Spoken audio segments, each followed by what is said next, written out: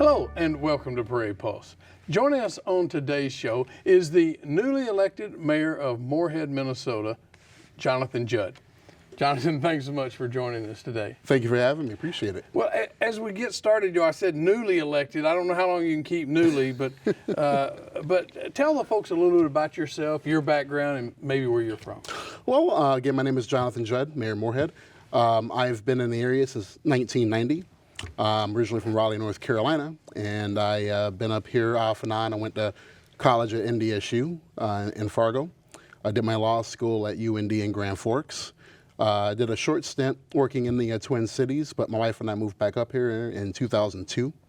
And I have been up here ever since. Got married, have 3 kids. They're all involved in a variety of activities in the Moorhead Public School District. And so I'm here today. Well, you know, a lot of people always ask me, so I'll ask you, how does a North Carolina boy end up in North Dakota? Well, I came up here for school. There was a family that was up here, and their son and I were best friends back in the 8th grade. And so looking for colleges and looking for places to go, they thought it'd be a good place for me to come up here and take a look at. So I got up here. I love the winter so much, I decided to stay. And so, you know, I've met a lot of people through here in the last few years. And so really, I fell in love with the place. Okay. So, yeah. Well, when did you get interested in politics? Well, I've always had an interest back in college, you know, that I would at some point want to venture and maybe run for office. But I was always thinking school board. I never thought I'd ever get to the point where I would be in a situation where I would run for mayor. So I've always had that interest. It was just one of those things where I needed kind of a nudge to get out there and get involved. Mm-hmm. Well, with that nudge, so, you know, why did you get involved with the race for mayor? Well, you know, the bottom line is people thought I would be a good candidate, you know, and I've always been passionate about my city.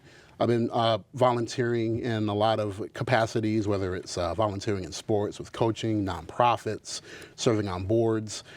You know, pretty much since I took my job at Concordia College back in 2002 as the Director of Multicultural Affairs, I've always had this interest about being involved in the community. So I guess apparently there were some people who thought that maybe I would be a good person, since I've always been actively involved, to be able to take that leadership to a different level. Well, I assume anybody who enters a race like this expects to win, but were you a little surprised when you won? I was very surprised when I won, primarily just because of how late I entered the race. And, you know, a few people knew me, but a lot of people didn't know me. And so it was a very pleasant and blessed surprise that night of the 6th when I won. Okay. Well, since winning, how's the transition been? Very well. Chris Folkers, our city manager, has been great to work with. She's really been good about teaching and training me on, you know, budgeting aspects, you know, how municipal finance works. I mean, I'm still, people use the analogy, you're kind of drinking water from a fire hydrant, you know, but having her on board and her city staff, and the city staff's been great to work with. It's been really a smoother transition. Okay. What have been your key priorities when taking office? I would say my key priorities have been, you know, one, to be able to address our city's aging infrastructure. We have a lot of things that we have to, you know, work on and reinvest in our city. So I think that's been one key priority. Number 2 is making sure that we are really being out and involved with our community, with our residents. So the coffees with the mayor, you know, being able to go out into the residential areas and talk and listen to what the people want. That's been a really big priority that I want to keep, you know, moving forward on. You know, being able to listen and having people understand they have a voice in Moorhead's future. That's really a big priority too. Mm-hmm. Yeah, as you've taken on, how much time is committed to being mayor? Very good question. A lot. I mean, you know, it has been a lot to juggle because, obviously, people, they want you to be there. They want you to be supportive of what their endeavors are within the city.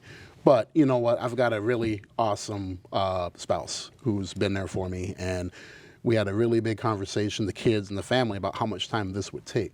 But they've been great as far as being supportive with the time. So as long as my kids have their daddy time, all is good. All right. Well, good for. Yeah. Let's talk about Morehead's economy right now. How is it? What's it like? It's great. We are building residential, still moving up. Obviously the things that we're trying to work on, I think, are to develop our downtown. And that's always been a situation where, our city staff and our city leadership has really embraced that effort. So I think, our economy, we want to see more commercial. So we're definitely working on making sure that our commercial infrastructure is blossoming. But as far as the residential goes, we're still building and things are going forward. Mm-hmm. Well, so what are some of the key drivers in the city's economy? I would say for sure our education.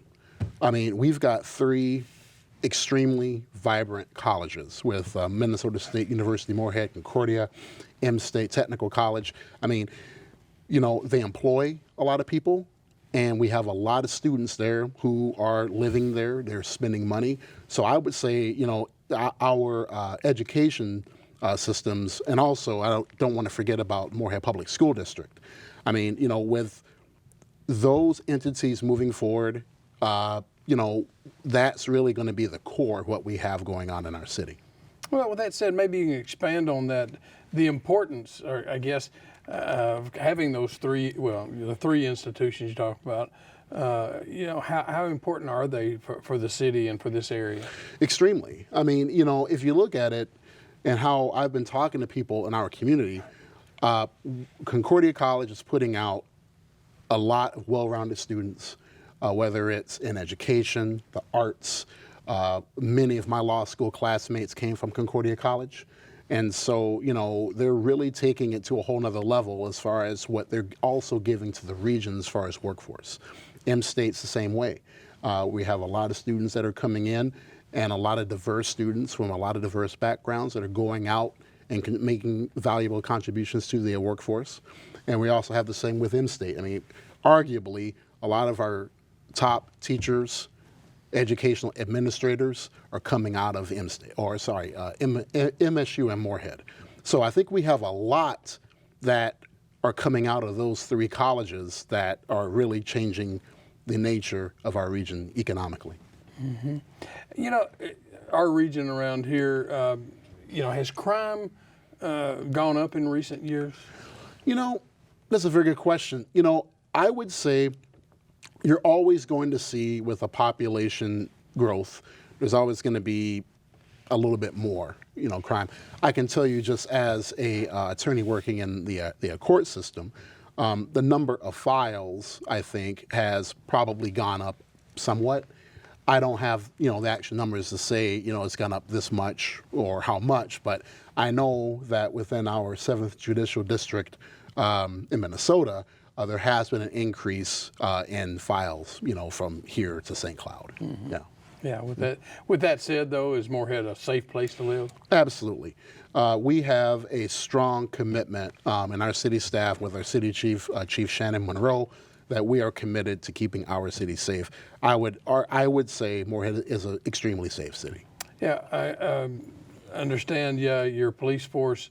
I guess, are you looking to hire more, or how are you staffed right now with your firefighters and police department? I would say we are, according to Chief Monroe, we are fully staffed now. We do have people who obviously are serving in the National Guard, so I mean, that's always going to kind of vary. But for the first time in quite some time, we are fully staffed, and that was one of the commitments that I wanted to talk, about during our campaign, is that to make sure that our police force and our first responders, our firefighters are all taken care of. Okay. All right. Yeah, you mentioned the downtown area just a little while ago. How do you empower the downtown area? I know Morehead sometimes is known for maybe having a lack of identity in the downtown area. Can you comment on that? Absolutely, and that's a really good question and a really good point, because that's what we're trying to do as city leadership, is to go out into the residential areas and ask our residents, what is our identity? We want to be able to embrace who we are, and we need that feedback to know what are we or who are we. So I think what we have done now is we've engaged in a lot of identity studies to go and talk to our residents about, who are we? And if we're trying to attract businesses, what do we want businesses to know about our community? And so Derek LaPointe with Downtown Moorhead, he's done a great job of embracing those conversations and telling our story, especially when businesses are calling up and asking about, what are we all about? Who is Moorhead? What are we looking to do for our future? So, I think we're taking that on as a really big challenge. We're doing pretty well. Mm-hmm. Well, here's a subject matter that I've heard pop up over the years. The downtown area needs an underpass. Everyone at one time or another been stuck by 2 trains going by. Guilty. And can you? Are there any plans for anything like that? Yes, actually, the ask that we have made is to have our 11th Street grade separation into Governor Walz's budget. Again, it's a part about building that infrastructure. If we have an underpass like that, that completely changes the game of Moorhead's downtown area. So the hope is at some point, hopefully in the next bonding cycle, that we will have some support from St. Paul. But the MnDOT Commissioner, Margaret Anderson Kelleher, did come to Moorhead because of the fact that this is going to be something that we hope is going to be a focal point for the budget. Mm-hmm. Do you know, even if that was funded, or how long would it take to have something like that in place? Hopefully sooner than the 2021 underpass. Okay. Sooner than later for sure. Okay. You've mentioned infrastructure 2 or 3 times during the interview, but so what other kinds of infrastructure does the city have? Does it have? Well, we definitely do need a solid waste transfer station, and so that has came out of St. Paul, that is going to be funding for that endeavor, and that's something that we would share with Clay County. Also, we're looking at getting a wastewater treatment plant. That's going to be coming up that we need to also get some funding for.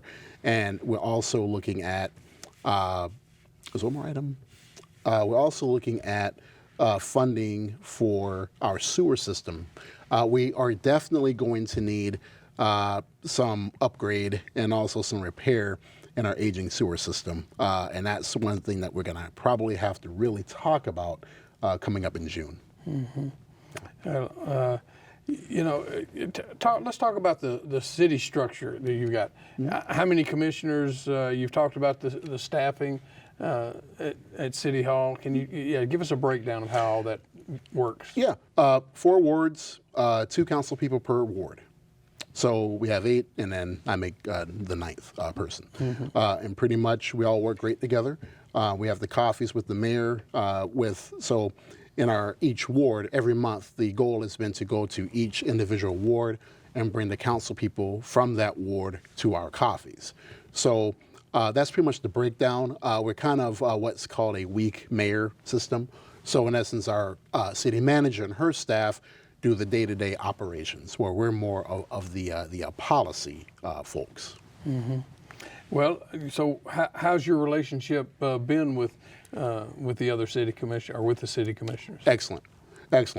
I would say we have worked really well because of our ability to communicate, being open and honest and upfront about what our hopes and what our dreams are for the cities, not just within each individual ward, but also with our whole city. So, I think we've got some great ideas.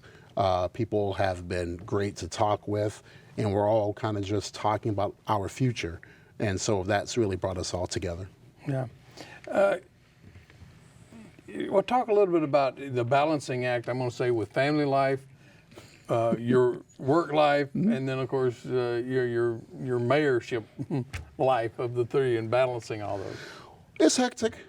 I'm not going to, say anything different. I went to Minnesota Mayor's Conference just this past weekend with the deal with Mayor Chad Olson, and we're sitting at a table, and a lot of people who are there, this is their only thing that they do. And then, and as we're talking, many people who are retired, they're like, I don't know how you people with, full-time jobs and families are able to do it.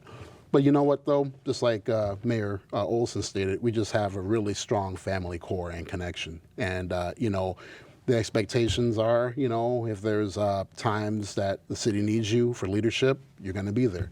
If there's times where, you need to be at meetings and be at committee meetings, that's just what we do. So I think for me, I've been able to balance it because my spouse has just been my rock. And so, I'm really blessed to have her in my life. Okay. We talked about the legislature a little bit. How involved do you get, or do you, with the Minnesota legislature in trying to work things out, and what are priorities that you're looking for in the future? Our representatives at the local level have been great to work with. We have done a lot together. They're really open. They always check in with me about, hey, what's going on in Moorhead, and I do the same with them about what's going on in St. Paul. They're very vital and critical. I know when we're talking about legislative priorities, they're always in the know. And so they've really been able to advocate for us. Local government aid is a really big deal for us in Moorhead. And I know that has been a pretty hot topic in the legislature this session. So, they need to know how that affects our city. We pay for our city services with local government aid. That's a really big deal. So we want to make sure that we're on top of that so we don't, have any cuts or suffer any setbacks regarding that. Mm-hmm. Yeah, well, Moorhead's, of course, you've got a city border to the east, river to the west. Where can Moorhead grow right now? No, we can grow. I mean, hey, no limits, right? We can grow however we want. I mean, the whole thing is, I think, in looking at it from a holistic, standpoint, is that we're in this region with many other cities. And so, the biggest thing for us right now is determining, rather where we grow, how we grow, because we don't want to be like everyone else. And I think, generally speaking, you ask a residents, we want to grow in our own way. So I guess in asking the question, and maybe answering the question, I think how we grow, we're going to have our own way of how we do things. And so I think we need to embrace that. And, if it means that we, grow slow, nothing wrong with that, but I don't think anyone wants to jump in and grow too fast either, because we want to retain who we are. Okay. Well, speaking of that, this area maybe is a little unique with the Red River splitting the two states, but yet the cities seem to cooperate quite a bit. The chamber, with Fargo, West Fargo, Dilworth, and Moorhead. Have you met with those mayors much, and how is that relationship? Absolutely. Pretty much I rely on them because I'm still, new. So they've shown me the ropes quite a bit. I know Mayor Dardis, Mayor Mahoney, Mayor Olson have been excellent to work with. We always check in, if there's something major going on like flooding, issues, whatever. Mayor Olson's checked in, Mayor Mahoney's checked in. I've done the same. I mean, we all, I think, are bonded by the fact that, we, one, care about our cities individually, but we also care about our region. So it's in our best interest that everyone is successful. Yeah, how much have you worked with Mayor Mahoney, I guess, on this FM diversion project? Oh, quite a bit. Yeah, I mean, we pretty much talk weekly. We're involved with each other in either through committee or through conversations weekly. Yeah. Are there any issues that Moorhead's dealing with? I mean, I think maybe you have less of an impact maybe than Fargo does, but it's still an impact to Moorhead. Oh, absolutely, absolutely. We've had great support and great leadership, our local legislators working in St. Paul to help us bring back the funding to, give us being proactive with our flood relief efforts. That has been great. I mean, you probably have seen through the media the amount of sandbags that we didn't have to make this year compared to where we were at in 2009. I mean, it's truly a blessing to have that support from St. Paul and our legislature, I guess, investing in our city. Well, can you talk a little bit about home prices and property taxes in Morehead compared to the other cities around the area?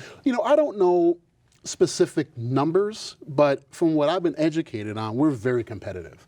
I think people get caught up in the river aspect and that things, because it's in Minnesota, it tends to be higher. But we do have some incentives that keep us competitive with our neighbors across the river. I'm sure. How does your background as an attorney, how does that help you in your job as mayor?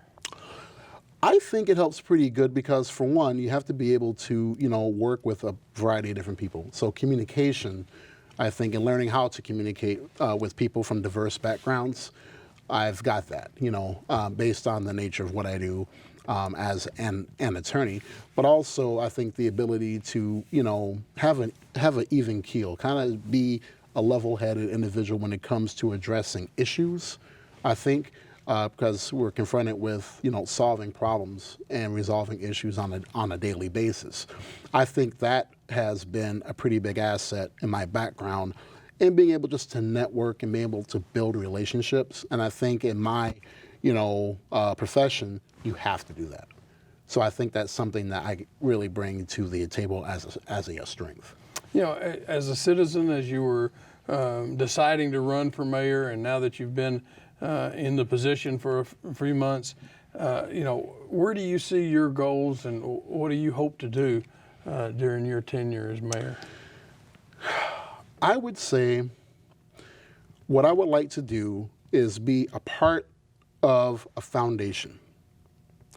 So when mayors and leadership, whether it's city council, come in after me, I wanted to start something at a foundational level, whether it be being on the cutting edge, whether it's stepping outside of the box and being able to say, this project here, whether it's investing in our infrastructure, that led to a stronger growth downtown.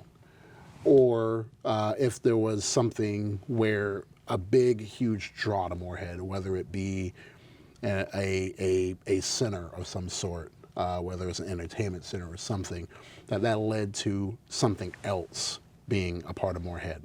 I think for me, I see myself as just a small part of the picture, as having the vision that I'm learning and getting from others to be able to take Morehead to the next level so that leadership after me can come in and say, mayor and council did a good job here, and now we're going to take it to another level. If that makes any sense.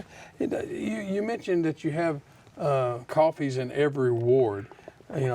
How important is it to you to hear from your citizens? Very. That's the reason why I'm here. It's important to hear what we're doing well and what we need to work on. It's also important to hear from the citizens what our challenges are, what they see our challenges are.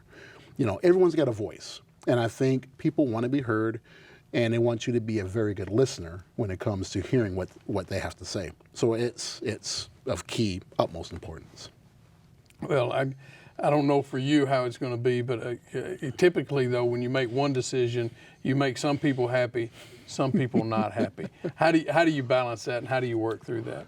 Well, honestly, what you got to look at is what's going to be the best for the city as a whole. In determining how you make a decision, you got a trusted amount of people who are your advisors. City staff are those people. They have done the research. They've looked at it from many different aspects. And so what I feel like my role is when I'm making a decision to be able to effectively communicate why that decision was made and how we came to that decision. And I think even though you're not going to make everybody happy, the most important point is being able to say, you took their feelings and their thoughts and their opinions into consideration, and you made the best decision you could with the best information you had. Absolutely. I would tend to agree with you there. So if you just ran for election, so you should have a message. So what is your message to the citizens of Morehead? My message to the citizens of Morehead would be to dream big. Let's see what we can do to retain our small town environment, our safe environment. Being the city of education, this is in our DNA, embracing our nonprofits, embracing who we are, finding our identity together. It's going to be a journey, but I want the citizens to know that the leadership that we have currently in our city staff, our city council, we want this to be a place where we can all grow together. You can have your family, you can retire here, and I think when we make decisions, we're all doing this together, and your input is valued, and we're looking at doing it all to enhance our community. Well, Mayor, we're out of time here, but if people want more information, where can they go? Cityofmorehead.com. That's the place to go, and you'll find all things Morehead there. And obviously, if you want to email any of your council members or mayor, that's where we'll be. Well, Mayor, thanks for joining us today. Thank you for having me. Appreciate it. Well, that's all we have on Prairie Pulse this week. And as always, thanks for watching.